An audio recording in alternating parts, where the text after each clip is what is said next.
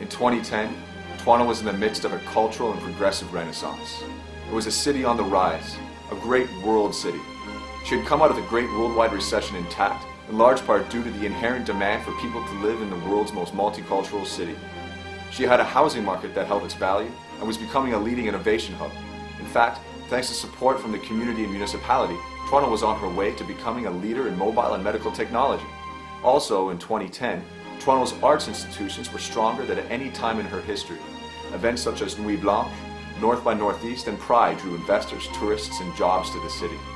Growing with world-class architecture, an improving transit system, some of the lowest property taxes in Ontario, and low crime rates helped buoy this great maturation. Then something happened. The people were fooled by small-minded, short-sighted ideas and notions into thinking their city was very broken.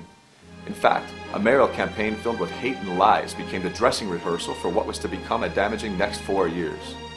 We present to you a chance at a glimpse into the future. The year is 2014, and the citizens of Toronto have come to mourn their once great city. What were they thinking?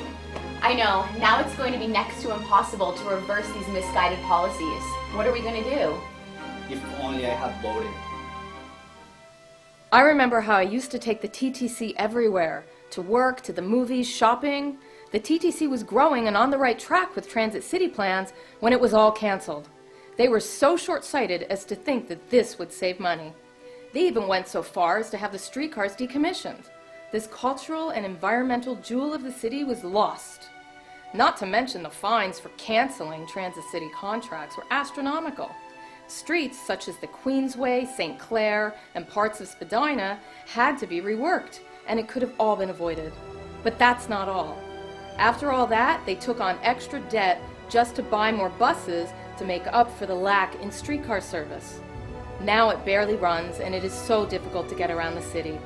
The worst part is that health admittances to hospitals have increased thanks to the increased air pollution and heavier traffic congestion, while the city's economy has been losing billions in productivity due to traffic gridlock. Toronto used to have public assets that made money for our city and helped keep it running. You know Toronto Hydro? In 2009, Toronto Hydro made over $40 million in profits, which directly benefits the city and you. Someone thought it was a good idea to sell off this precious asset for a one-time gain. Now the city is short revenues every year, and private entities are operating public services. This makes no sense. No wonder we have no money anymore to keep our parks clean and community centers open. I used to ride my bike and was very happy about the city moving towards a greener vision with the addition of more bike lanes. But this plan was also cancelled, so I didn't stop riding as often due to concern for my own safety. No one felt safe anymore riding their bikes with no clear lanes.